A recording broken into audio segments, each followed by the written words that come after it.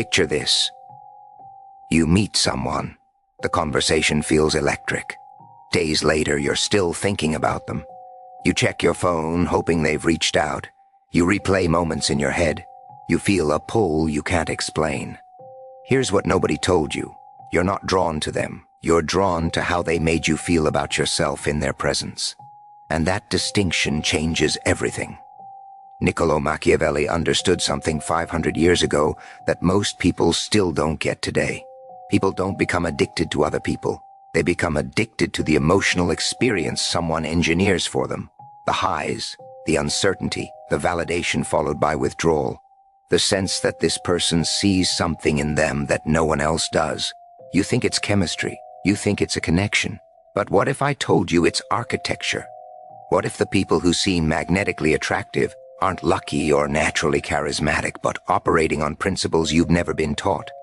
Principles that once you understand them, you can never unsee. Most people spend their entire lives trying to be liked. They chase approval. They over-explain. They're available whenever someone needs them. They think being consistent, predictable, and accommodating creates connection. And they wonder why people lose interest, why the spark fades, why do they end up being taken for granted? The brutal truth? You've been playing the wrong game entirely. Machiavelli wrote that it's better to be feared than loved if you cannot be both. But here's the deeper principle buried in that statement. It's not about fear or love. It's about impact. It's about creating an experience in someone's nervous system that they can't replicate anywhere else. An experience so distinct that your absence creates a void. This isn't manipulation if you understand the real lesson. Because once you see how this works, you realize something profound.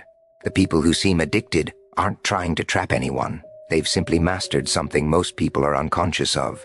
They've learned to create value through their presence, maintain power through their absence, and engineer emotional experiences that imprint on memory. And you're about to learn exactly how they do it. Comment "I'm awake" if this opening hit you, because what comes next will completely change how you see every interaction you've ever had. Let's start with the hidden levers. The psychological triggers that create pull, not attraction. Pull, there's a difference, and Machiavelli knew it cold. You've been in conversations where someone asks you questions but you walk away feeling drained. Then you've met people who barely seem interested, yet you leave obsessing over what they think of you. Why? Because the first person was performing an interest. The second person was controlling perception. Machiavelli said, "Everyone sees what you appear to be, few experience what you really are." This is the foundation. Most people try to be impressive by showing everything, listing accomplishments, sharing opinions on everything, being an open book. They think transparency creates trust. It doesn't. It creates predictability, and predictability kills desire. The hidden lever is this. Humans are wired to pursue what they don't fully understand. Our brains are pattern recognition machines. When we can't fully map someone, when there are gaps in our understanding, our mind fills in those gaps with idealized versions. We project our fantasies onto the mystery. Think about someone you found irresistible. Now, think about what you actually knew about them in the beginning. Probably very little. You were attracted to the story you created about who they might be. That's lever 1, controlled information. Here's lever 2, emotional contrast. You know that feeling when someone is warm with you one moment, then distant the next? Not cruel, not manipulative, just inconsistent in their emotional availability. It creates a drug-like effect in your brain. The dopamine system doesn't respond to consistency. It responds to variability, to unpredictable rewards. Slot machines work on this principle. You don't get addicted to winning every time. You get addicted to not knowing when you'll win. The same neurochemistry applies to human connection. When someone is always available, always warm, always responsive, your brain habituates. The dopamine flatlines. But when their warmth is unpredictable, when you have to work for their attention, your nervous system stays activated. Machiavelli understood that power comes from controlling the variables. Not from being cold or distant as a strategy, but from genuine self-possession. Having a life, priorities, and standards means you're not always emotionally available. Not because you're playing games, but because you're genuinely invested in your own mission. Lever 3, strategic validation. Most people either over or never validate. They're either pouring compliments on everyone, or they're stoic and withholding. Both extremes kill attraction. Over-validation makes your praise worthless. Under-validation makes people give up. The lever is specific, unexpected validation for things the person values but doesn't get recognized for. Not their looks, not their obvious achievements, the subtle qualities, their taste, their perspective, the way they think. This hits different because it signals you're actually paying attention at a level most people don't operate on. When you validate the hidden things someone is proud of, you create a unique connection. They feel seen in a way they're not used to, and that feeling becomes associated with you. That's the imprint. But here's where most people mess this up. They learn these levers and try to implement them mechanically. They become strategic to the point of being robotic, and people feel it, because humans are incredible at detecting incongruence. We can sense when someone's words don't match their energy, when their interest is performed rather than genuine. The real power isn't in learning tricks. It's about becoming the kind of person who naturally operates from these principles because you've developed genuine self-worth, because you actually do have priorities beyond getting someone's approval, because you genuinely are selective about where you invest your energy. That's when these levers become effortless. That's when you stop trying to create addiction and simply become someone people naturally can't stop thinking about. But we're not done with the mechanics yet, because there's one lever that sits above all others. One principle Machiavelli obsessed over that most people completely invert, and it's the most counterintuitive one of all: the power of absence. Most people think presence creates connection. They think being there, being available, being consistent is how you build bonds. And they're half right. Presence creates familiarity, but absence creates value. Machiavelli wrote, "The first method for estimating the intelligence of a ruler is to look at the men he has around him." But there's a deeper principle embedded here about scarcity and selectivity. The ruler who is accessible to everyone commands no respect. The ruler who is selective about his time and presence creates demand. You've experienced this. Think about someone always available to you, always texting back immediately, always free when you want to hang out. How did you feel about them over time?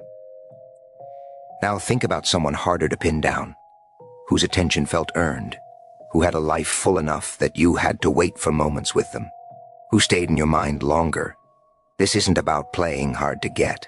That's transparent and manipulative. This is about genuinely having a life compelling enough that you're not always available. There's a massive difference. Playing hard to get is performing scarcity while having nothing going on. Actual scarcity is being genuinely invested in your mission, your growth, and your priorities to the point where your time is legitimately valuable.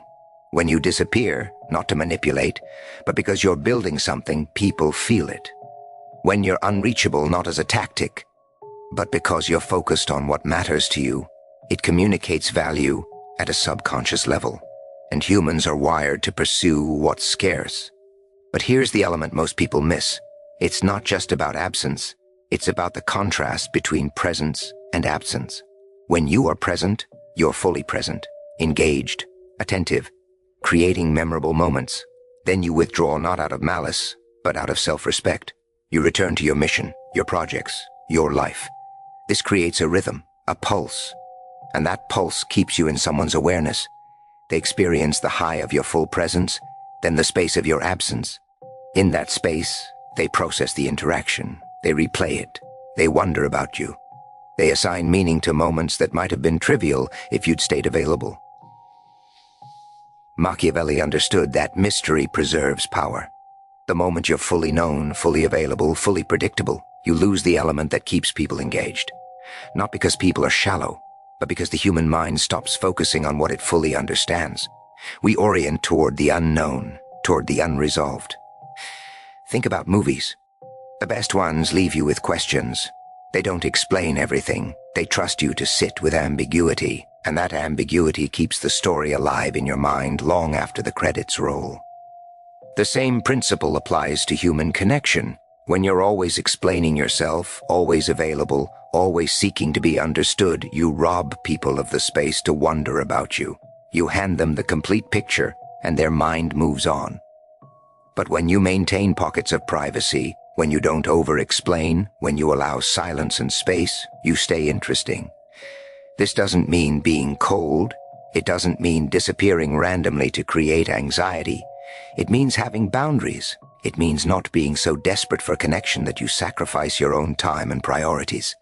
It means understanding that your presence is a gift, not a given.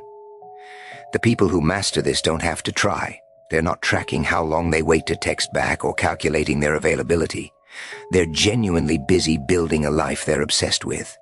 And that obsession makes them magnetic because people can feel the energy of someone who isn't dependent on external validation. Here's the test. If someone stopped reaching out to you, how long could you go without reaching out to them? If the answer is not long, you're too invested. You've given them too much power. But if you could go indefinitely, because your life is full enough, compelling enough, challenging enough that no one person determines your emotional state, then you've achieved the kind of self-possession that naturally creates pull. Absence doesn't just create value, it creates space for someone to realize they miss you. And that realization, that feeling of missing someone, is far more powerful than any amount of constant contact. Because missing someone means they've created an experience you can't replicate elsewhere, and that's the foundation of what people call addiction. But there's a deeper layer, a mechanism that operates below conscious awareness that cements you in someone's psyche. It's called emotional imprinting, and once you understand how it works, you'll see it everywhere. Your brain doesn't store memories neutrally, it stores them with emotional tags. The stronger the emotion attached to a moment, the more vividly that moment is encoded. This is why you remember exactly where you were during major life events, but forget what you had for lunch last Tuesday. Emotional imprinting is the process of creating such distinct emotional experiences that you become neurologically associated with those feelings. Not just this person is nice, not just we have good conversations, but a specific emotional signature that only you create in their nervous system. Machiavelli said, "Men judge generally more by the eye than by the hand, for everyone can see and few can feel." He understood that perception, that emotional experience, matters more than objective reality.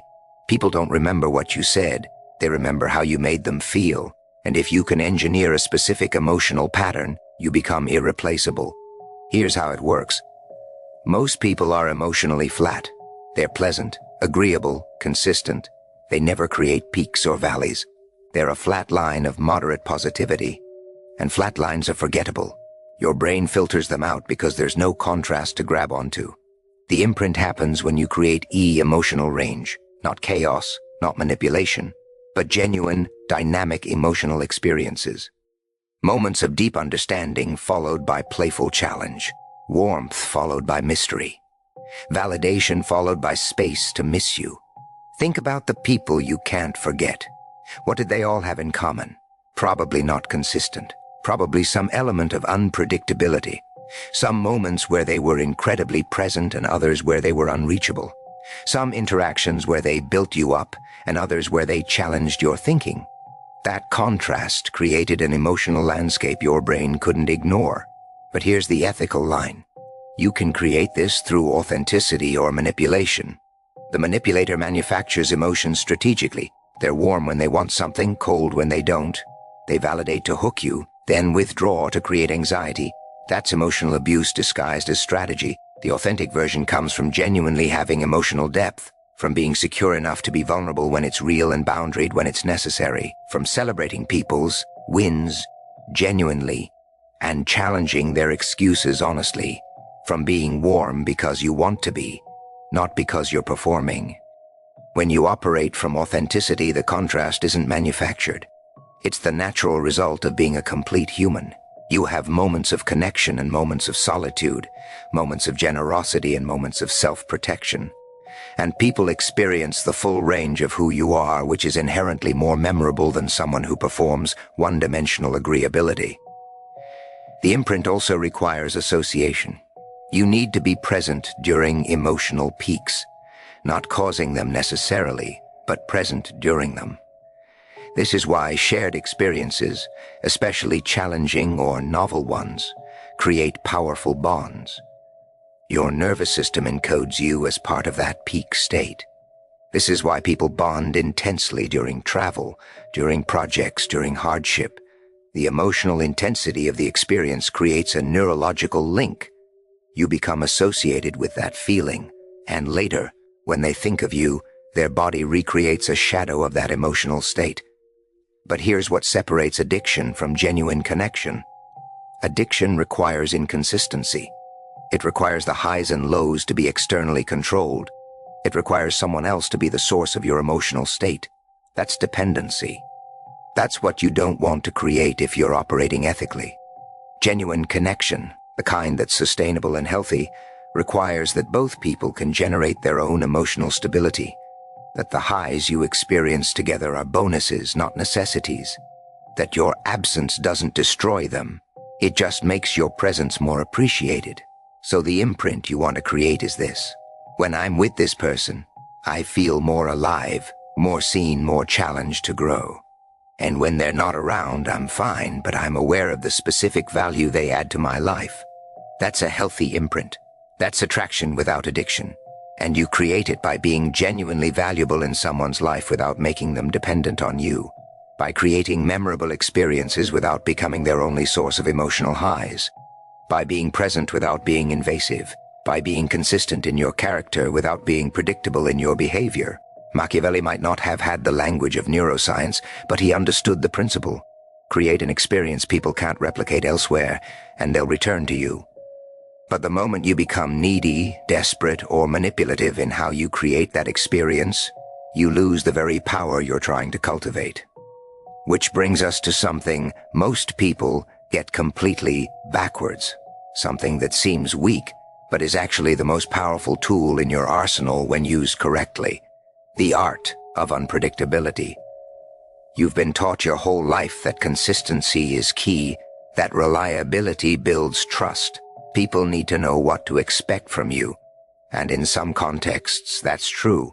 But in attraction, in influence, in creating lasting impact, predictability is death.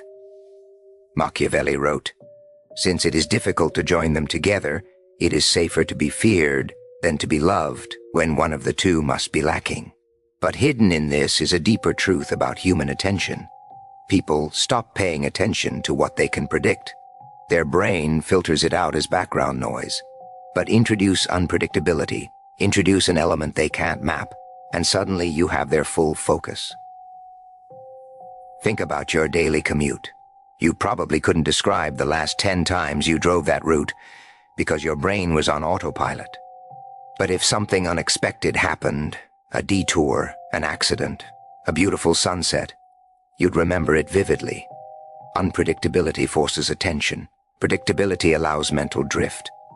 Now apply this to how you show up in relationships. If you're always agreeable, always available, always responding in the same way, people's brains stop really seeing you. You become part of the background, expected, safe, forgettable. But if there's an element they can't quite pin down, if your reactions aren't always predictable, if sometimes you're deeply engaged and other times you're unavailable, their brain stays active, trying to figure you out. Not in an anxious way, but in an engaged way. Here's the key. Unpredictability doesn't mean chaos. It doesn't mean being inconsistent in your values or flaky in your commitments. It means being consistent in your character, but variable in your behavior. Consistent in what you stand for, but unpredictable in how you express it. Most people are the opposite. They're inconsistent in their character, they're mood-dependent, their values shifting based on who they're around. But they're predictable in their behavior, always saying yes, always available, always responding the same way. That's the worst combination. The powerful version is this: rock solid in your principles, but surprising in your expression. People know what you stand for, but they don't know exactly how you'll respond to any given situation. They know you have boundaries, but they don't know exactly where the line is until they cross it. This creates a specific psychological effect. It keeps people slightly uncertain, which keeps their attention active. But it doesn't create anxiety because your core character is consistent. They trust you, but they can't take you for granted. Think about people you find most interesting. Are they predictable? Or is there something about them that keeps you guessing? Probably the latter. Probably they have moments of warmth and moments of distance, moments of openness and moments of privacy, moments where they're incredibly engaged and moments where they're off doing their own thing. That variability creates interest. It creates memory. Because your brain tags the unexpected. It flags the moments that don't fit the pattern. And those flagged moments become the stories you tell, the interactions you replay, the reasons you stay engaged. But here's where people mess this up. They think unpredictability means being random or difficult. They think it means playing games or being intentionally confusing. That's not power. That's insecurity dressed up as strategy. Real unpredictability comes from depth, from having layers, from being someone whose response depends on context, not on trying to maintain an image. It comes from being secure enough to be vulnerable sometimes and boundaried other times, from being generous when it's authentic and unavailable when you need to be. It also comes from having standards. Most people are predictably accommodating. They'll adjust their schedule, change their plans, and compromise their boundaries to make others happy. That's predictable. And it signals low value. The unpredictable move is sometimes saying no, sometimes choosing yourself, sometimes they are unavailable even when they want your time, not as manipulation, but as genuine self-respect. That unpredictability communicates value because it shows you're not desperate for their approval. Here's a real-world example. Someone asks you to hang out. The predictable response is either always yes or always no. The unpredictable response is context-dependent. Sometimes you're free and engaged. Other times you have priorities that take precedence. They can't assume your availability, so they value it more when they have it, or in conversation. The predictable person always agrees, always validates, always makes the other person comfortable. The unpredictable person sometimes challenges, sometimes asks the hard question, sometimes creates productive discomfort. Not to be difficult, but because they're genuinely engaged in truth, not performance. Machiavelli understood that the ruler who could be read was easily manipulated. The one who maintained an element of mystery, who couldn't be fully predicted, held power. Because people couldn't strategize against him. They couldn't take him for granted. They had to stay attentive. The same applies to you. When people can fully predict you, they stop paying real attention. They put you in a box, label you, and move on mentally. But when you resist complete categorization, when there's depth they haven't fully explored, you stay interesting. The goal isn't to be confusing, it's to be complex, to have enough depth that people keep discovering new layers, to be someone whose full character can't be summarized in a single interaction. That's the kind of unpredictability that creates lasting interest, and it naturally leads to the next principle, one that operates at the identity level, one that makes people feel like losing you would mean losing a part of themselves. Identity hooking. This is where attraction becomes something deeper, something that touches how people see themselves, and it's the most powerful form of influence because it's not about you at all. It's about the version of themselves they become when they're around you. Machiavelli said, "The prince ought to be a great pretender and dissembler." But the real skill wasn't pretending, it was mirroring, reflecting to people the qualities they wanted to see in themselves, making them feel like the best version of who they could be. Here's the psychological mechanism.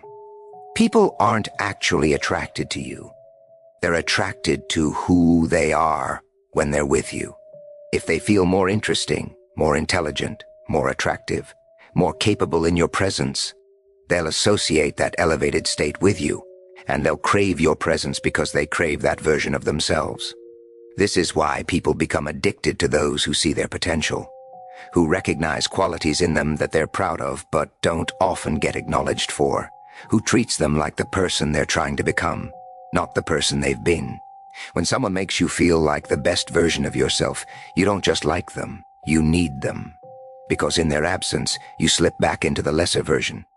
They become the mirror that shows you who you could be, and losing them feels like losing that potential.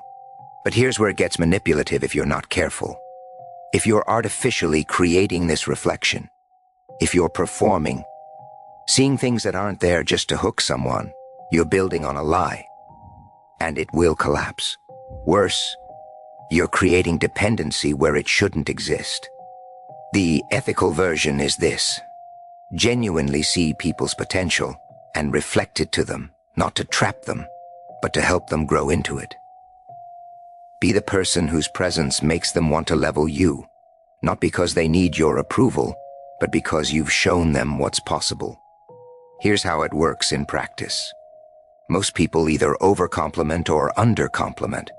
They either blow smoke, telling everyone they're amazing at everything, or they're stingy with acknowledgement. Both miss the mark. The identity hook comes from specific recognition, noticing the thing they're trying to develop, the quality they value but worry they don't have enough of, the trait they're insecure about but working on, and acknowledging it in a way that's observational, not flattering, not "you're so smart," that's generic. But the way you approach that problem, most people wouldn't have seen that angle. That's pattern recognition most people don't have. That's specific, that's observational, and it hits different because it's about how they think, not just surface praise, or not "you're so confident." But I noticed you held your position even when the room disagreed. That takes real internal certainty. Most people fold under social pressure. You're not just complimenting, you're observing a specific behavior and naming the underlying quality. This creates an identity association. They start to see themselves through your eyes. And if your eyes see them as capable, intelligent, strong, courageous, they begin to internalize that identity. You become the mirror that reflects their best self. But here's the critical part. You also have to challenge them. The mirror can't just show them what they want to see. It has to show them the gap between who they are and who they could be. Not with judgment, but with the belief that they can close that gap. When you challenge someone's excuses while still believing in their potential, you create a powerful dynamic. You're not enabling their comfort zone, but you're not abandoning them either.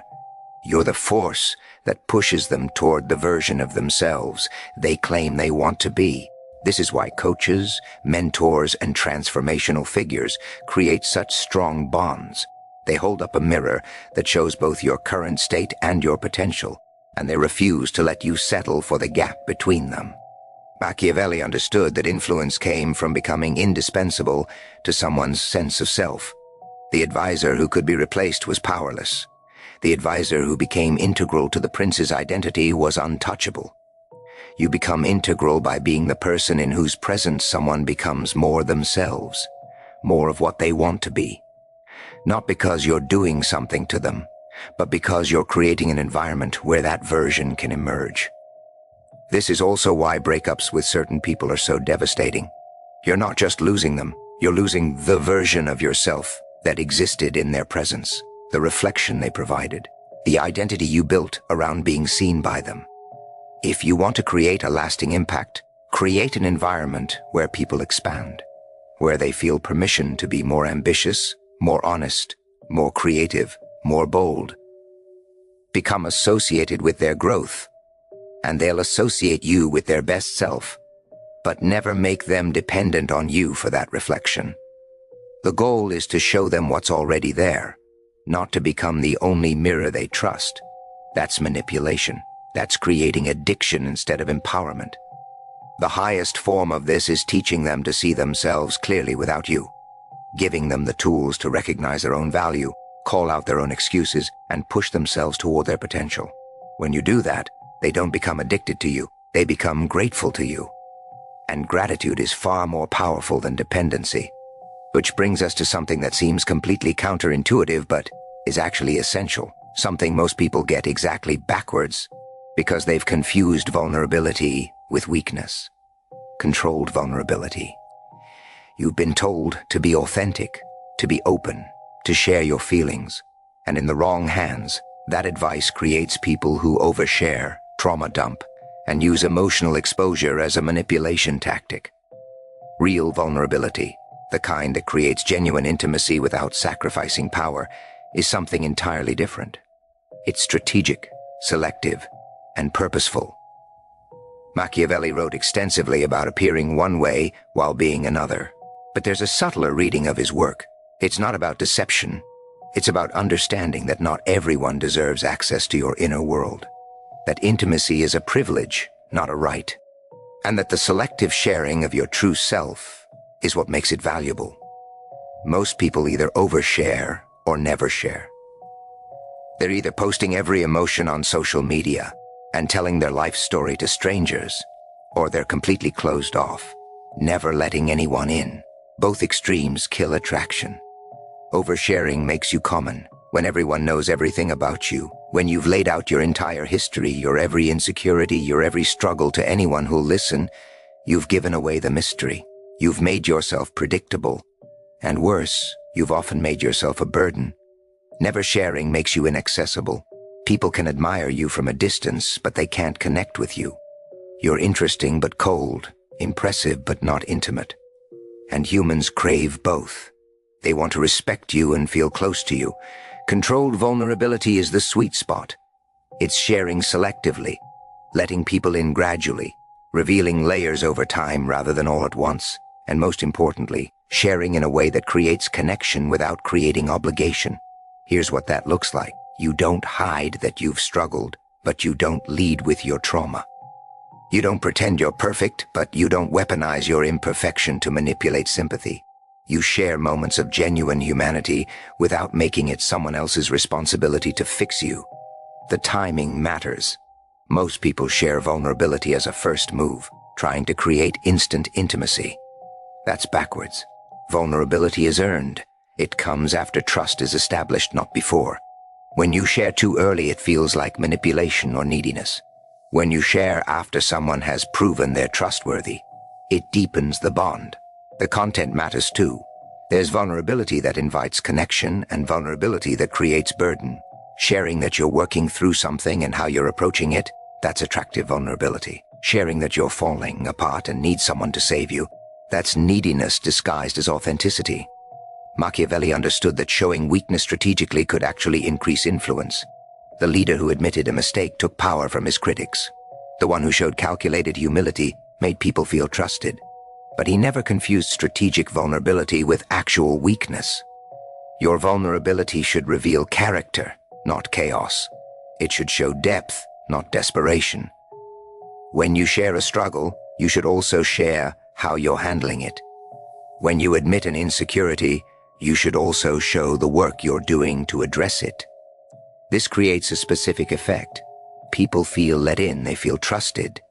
But they also see that you're capable of handling your own emotional reality. You're not outsourcing your problems to them. You're simply allowing them to witness your humanity. That's a crucial distinction. Witnessing versus fixing. When you share a controlled vulnerability, you're inviting someone to witness your journey, not rescue you from it. And witnessing creates intimacy without creating obligation. Here's the practical version. Instead of "I'm so depressed, I don't know what to do," try "I've been working through some heavy stuff lately. It's been challenging, but I'm learning a lot about myself in the process." Same honesty, completely different energy. The first version makes you a project. The second version makes you human but capable. The first creates anxiety in the other person. The second creates respect and connection. Controlled vulnerability also means knowing what stays private. Not everything needs to be shared. Having parts of yourself that remain yours, that you don't feel compelled to explain or justify, is powerful. It maintains mystery while still allowing intimacy. Think about the people you're most drawn to. Chances are they share enough that you feel you know them. But there's always more to discover. They're open without being an open book. They're real without being raw all the time. That balance is magnetic because it signals self-possession. It says, "I'm comfortable with who I am. I'll share with people I trust. But I don't need everyone to know everything about me to feel valid."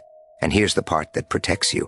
When you practice controlled vulnerability, you can identify who's trustworthy. People who respond to your vulnerability with judgment, gossip, or exploitation show themselves immediately.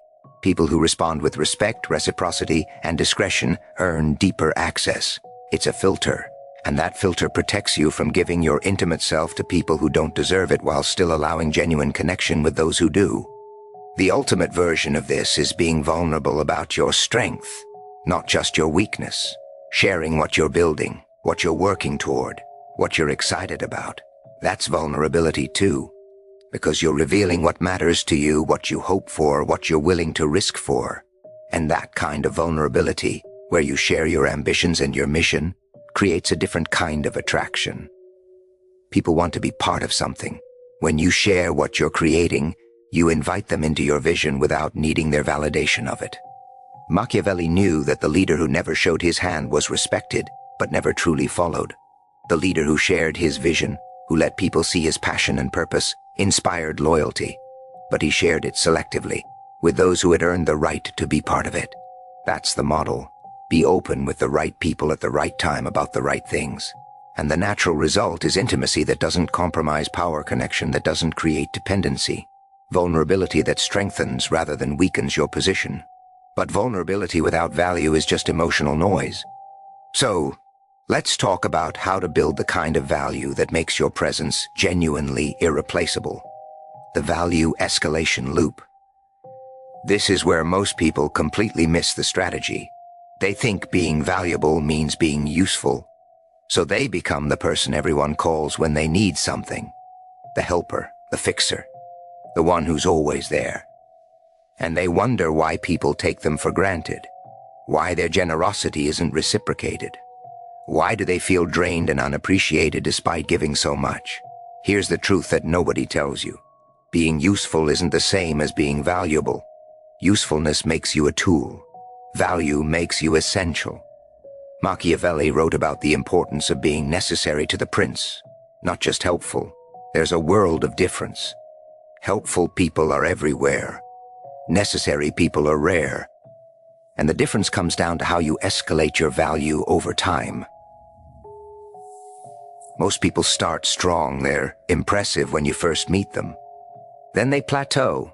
They become consistent, which means they become predictable, which means they become background. The value they provided initially is now expected, not appreciated. The escalation loop works differently. You start by providing value that's accessible, easy to appreciate, clear and immediate. But over time, the value you provide deepens. It becomes more specific, more tailored, more irreplaceable. Here's a concrete example. When you first meet someone, you might share interesting ideas. That's accessible value. They learn something, they appreciate it. As the relationship develops, you start understanding their specific challenges. Now you share ideas that directly apply to their situation. That's tailored value. Eventually you become someone who doesn't just share information but helps them think through their decisions. You become a sounding board, a perspective they can't get elsewhere. That's irreplaceable value. The escalation happens because you're paying attention. You're learning what matters to them. You're evolving how you show up based on their changing needs. But here's the critical part. You're not doing this to make them dependent on you. You're doing it because genuine value creation is how you build meaningful relationships. The loop has 3 components: value creation, boundary maintenance, and reciprocity standards. Value creation means you're genuinely adding to someone's life. Not through constant availability, but through the quality and specificity of what you bring. Your insights are sharp. Your challenges are thoughtful. Your presence is energizing rather than draining. Boundary maintenance means you don't give this value freely to everyone. You're selective. You invest where it's appreciated and reciprocated. You're willing to withdraw from situations where you're taken for granted. This scarcity makes your value appreciable. Reciprocity standards mean you don't tolerate one-sided dynamics. You notice who shows up for you, who respects your time, who values what you bring, and you adjust your investment accordingly, not keeping score, but maintaining balance. The escalation happens naturally when you do this, because as you demonstrate that you're both highly valuable and appropriately boundaried, people recognize they can't take you for granted. They can't replicate what you bring elsewhere, and they start investing in keeping you in their life. But here's where people mess this up. They try to force the escalation. They become more and more available, giving more and more, thinking that's how you increase value. That's the opposite. That's value deflation. Real escalation comes from depth, not volume. You don't give more, you give better. You don't become more available. You become more impactful when you are available. The time someone spends with you becomes more concentrated, more purposeful, more memorable. Think about it economically. If you flood the market with something, its price drops. If you make it scarce but high quality, its price rises. You are the product. Your time, your energy, your insights are the currency. And the escalation loop only works when supply stays controlled while quality increases. This is also how you avoid burnout. Most generous people exhaust themselves trying to be everything to everyone. They haven't learned that selective investment creates more impact than scattered effort. When you focus your energy on relationships that reciprocate, on people who value what you bring, on contexts where your contribution matters, you create depth. And depth is what people remember. Machiavelli understood that the advisor who was always in the prince's ear became furniture. The advisor who appeared at crucial moments with critical insights became indispensable. Timing and impact matter more than constant presence. So the loop isn't about doing more. It's about becoming more essential through strategic investment. You identify where your unique value applies. You invest there deeply. You maintain boundaries everywhere else. And over time, the people who receive your full investment recognize they can't replicate it. This naturally filters your relationships. People who just want utility drop away. People who want a genuine connection stay and reciprocate. And you end up with a smaller circle of higher quality relationships where value flows both ways. That's the ethical version of this principle. You're not manipulating anyone. You're not creating false scarcity. You're genuinely becoming better at what you offer, while being selective about where you offer it. And the natural result is that people appreciate you more, not because you've tricked them, but because you've genuinely become valuable. The final piece of the loop is growth. Your value to someone should increase as you grow. As you learn more, achieve more, and develop more, what you bring to relationships should evolve. If you're the same person you were 5 years ago, your value is stagnant. But if you're constantly expanding, the value you offer expands too. This keeps relationships dynamic. People don't outgrow you because you're growing at a similar or faster pace. You remain interesting because you're always bringing new perspectives, new experiences, and new levels of understanding. And this is where the loop truly closes. As you provide escalating value while maintaining boundaries, people invest more in you, and their investment makes them more committed, not because they're trapped, but because they recognize something rare when they see it. Comment, I choose strength, if you're applying this version of the lesson ethically. Because what comes next is the test that separates those who understand power from those who are controlled by it. The Machiavellian mirror test. This is the moment of truth. Everything up until now has been about understanding the mechanics of influence. But understanding mechanics doesn't make you powerful if you don't know how to diagnose who's actually in control. Because here's what nobody tells you. While you've been learning these principles, someone has probably been using them on you. And if you can't recognize when you're on the receiving end, all this knowledge is useless. Machiavelli wrote, "Men are so simple and so subject to present necessities that he who seeks to deceive will always find someone who will allow himself to be deceived. The question is, are you the deceiver or the deceived? And more importantly, do you even know?" Here's the diagnostic. Ask yourself these questions with brutal honesty. When you think about a specific person, do you feel energized or anxious? Do you feel like you're choosing to engage with them or compelled to? Do you think about them more than they seem to think about you? If you're constantly checking your phone, hoping they've reached out, you're hooked. If you're replaying a conversation, trying to analyze what they meant, you're hooked. If your mood depends on their attention, you're hooked. And someone, consciously or unconsciously, has implemented every principle we've just covered on you. The absence that makes you anxious, they've mastered it. The unpredictability that keeps you guessing, they've weaponized it. The emotional contrast that has you feeling incredible one moment and uncertain the next, they've engineered it. The identity hook where you feel like your best self around them, they've created it. And here's the brutal part. They might not even be doing it consciously. Some people are naturally Machiavellian. They operate on these principles instinctively because they've learned through trial and error what works. They don't need to study it. They just are it. So the mirror test isn't about blame. It's about awareness. It's about recognizing the dynamic for what it is, so you can decide what to do about it. Here's how you break the pattern if you find yourself on the wrong side of it. You recognize that the addiction isn't to them. It's to the emotional state they create in you. And that emotional state, that version of yourself you become around them, can be created independently. The identity you feel in their presence? Build it yourself. The validation they provide? Give it to yourself. The excitement they generate?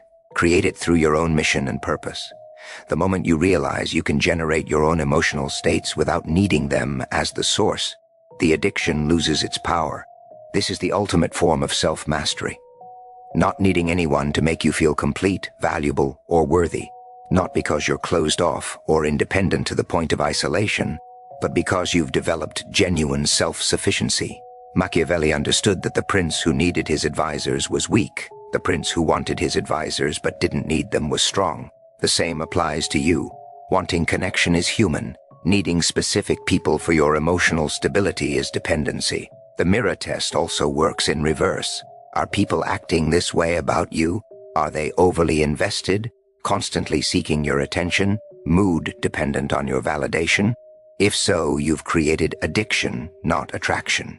And you need to evaluate whether that's ethical. Because here's the thing, you can create dependency in people. You can use these principles to make people psychologically reliant on you. And some people do exactly that. They enjoy the power. They like having people hooked. But that's not a strength. That's insecurity. Truly powerful people don't need others to be dependent on them. They inspire others to become independent and strong in their own right. They use influence to elevate, not to control. So the mirror test has two sides. First, are you being influenced in ways that compromise your autonomy? Second, are you influencing others in ways that compromise their? Interests often require honest assessment.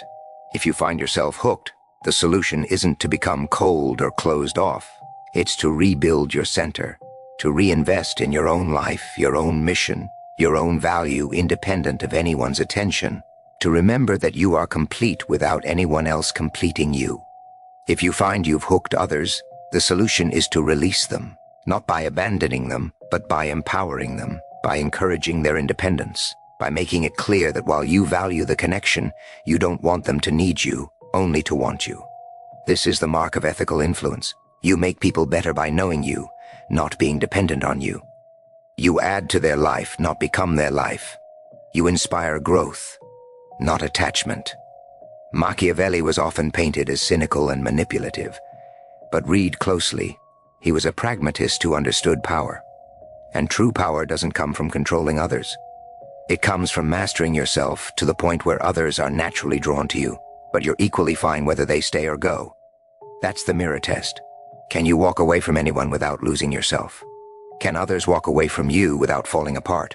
If the answer to both is yes, you've achieved the balance. If not, there's work to do. And that work, that journey to self-mastery, is where real power lives.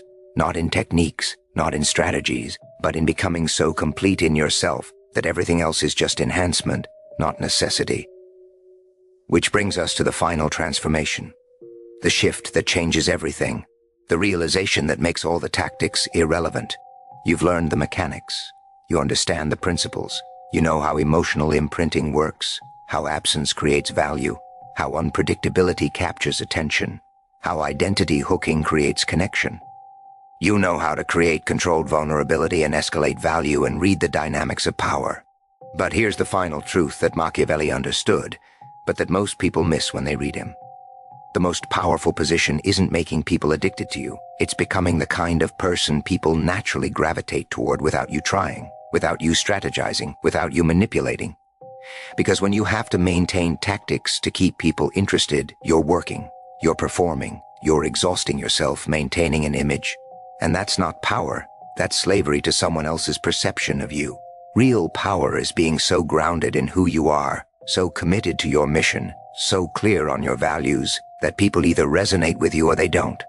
And you're genuinely fine either way. This is the transformation, from trying to be addictive to simply being valuable, from seeking to influence to naturally being influential, from performing mystery to actually having depth worth discovering. When you reach this point, everything changes. You stop calculating your responses. You stop timing your texts. You stop managing how you come across. Not because you don't care, but because you're operating from a foundation so solid that tactics become irrelevant. You're present when you want to be and absent when you need to be, not as a strategy, but as authentic self-management. You're unpredictable, not because you're trying to be, but because you are complex and depth can't be flattened into predictable patterns. You create emotional range not by manufacturing it, but by being a complete human with highs and lows and everything between. The vulnerable moments you share are real because you've reached a place where you're not protecting an image. The boundaries you maintain are firm because you genuinely respect yourself enough to have them. The value you provide is natural because you're invested in your own growth, and that overflow benefits everyone around you. Machiavelli wrote, "It is better to be impetuous than cautious, because fortune is a woman, and it is necessary, if you want to hold her down, to beat her and struggle with her." Setting aside the unfortunate metaphor of his time, the principle is this: boldness, authenticity, and committed action beat careful calculation and timid strategy. When you stop trying to manufacture attraction and simply become authentically attractive, you tap into something far more powerful than technique. You become magnetic not because you're performing magnetism, but because you're genuinely living a life worth being part of. People don't become addicted to tactics. They become addicted to genuine value, to real depth, to authentic power. And you can't fake those long term. You can create short-term infatuation with tricks. But lasting impact requires becoming genuinely remarkable. So the final challenge isn't to go out and implement these strategies. It's to ask yourself a harder question. What would you need to become for these principles to emerge naturally from who you are rather than what you do? What would your life need to look like for absence to be natural because you're genuinely building something? What would your character need to be for emotional range to be authentic rather than performed? What would your mission need to be for your value to escalate naturally as you grow? Those questions matter more than any technique, because when you answer them and take action on them, you become the rare person who doesn't need to study influence because you embody it. You stop worrying about whether people are thinking about you because you were too invested in your own purpose to obsess over their attention. You stop analyzing interactions because you're present in them, not performing through them. You stop trying to create addiction because you recognize that healthy attraction built on mutual value is far more sustainable and satisfying than dependency. This is the Machiavellian paradox. He's famous for teaching manipulation, but the deepest reading of his work reveals something else. He's teaching you to become powerful enough that manipulation becomes unnecessary. The prince who must constantly scheme is weak. The prince who is so established in his power, so clear in his purpose, so effective in his leadership that loyalty emerges naturally is truly powerful. The same applies to you. When you've built yourself into someone genuinely worth knowing, when you've developed real value and maintained real boundaries, when you've grown into authentic depth and purpose, people will naturally be drawn to you. Not because you've hooked them, but because you've become magnetic. And the most liberating part? You won't care as much who stays and who goes, because you'll know that anyone who recognizes your value will stay. Anyone who doesn't will leave. And both outcomes are fine because your worth isn't dependent on their recognition of it. That's the final transformation. From needing people to validate you to being so secure in yourself that validation is just nice, not necessary. From trying to make people addicted to you to being content with attracting the right people and repelling the wrong ones. Machiavelli spent his life studying power, and the consistent thread through all his work is this: real power is internal. It's self-possession. It's the ability to act with purpose regardless of external circumstances. It's being unmoved by both flattery and criticism because you know who you are. So yes, you can learn the tactics. You can study psychology. You can understand the mechanics of influence. And in certain contexts, that knowledge protects you and helps you navigate complex social dynamics. But the ultimate lesson isn't tactical. It's transformational. Become someone you respect. Build a life you're excited about. Develop depth that can't be summarized in a single conversation. Maintain standards that filter for quality relationships. and invest in your own growth relentlessly. Do that, and you won't need to make anyone addicted to you. You'll simply be the kind of person people naturally want to be around. The kind whose presence is memorable and whose absence is felt. The kind who adds value to every interaction without depleting themselves. That's the power Machiavelli was really teaching. Not manipulation, mastery. Mastery of yourself, your emotions, your reactions, your choices. And when you master yourself, influencing others becomes effortless because you're not trying to control them. You're simply being someone worth following. Comment I rise above to lock this transformation in, because that's what this is about. Rising above the need for validation, rising above the compulsion to be liked by everyone, rising above the insecurity that drives people to manipulate others. You rise above the tactics and become the embodiment of what the tactics are trying to fake. And when you do that, you tap into something infinitely more powerful than technique. You tap into genuine presence, real value, authentic power.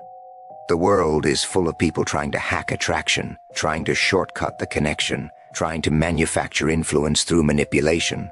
And they might succeed short-term. They might hook people temporarily, but you're not going to be one of them. Because you understand the deeper game, the one where you build yourself into someone so grounded, so purposeful, so valuable that attraction is just a natural byproduct of who you are.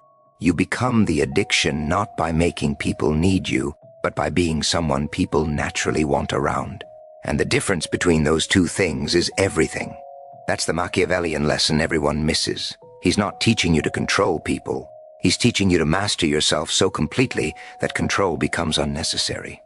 So take the principles, understand the psychology, recognize when it's being used on you. But more importantly, use this knowledge to build yourself into someone who doesn't need tricks. Someone whose natural way of being creates the effects that other people have to fake. Become that person, and you'll never worry about being forgotten.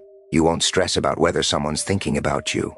You won't need validation to feel valuable, because you'll know your worth independent of anyone else's recognition. And that self-knowledge, that unshakable internal foundation, is the real power. Everything else is just window dressing. Everything else is just technique applied to an insecure foundation. Build the foundation. Become genuinely remarkable. Live with purpose and boundaries and depth. And let attraction be the natural consequence rather than the manufactured goal. That's how you win, not by making anyone addicted to you, but by becoming someone addiction can't touch. Someone so complete in themselves that they're equally powerful whether they're alone or surrounded. Someone who adds to others' lives without needing to take from them. Be that person. That's the transformation. That's the power. That's what Machiavelli was really teaching underneath all the political strategy and tactical advice. Master yourself. Everything else follows.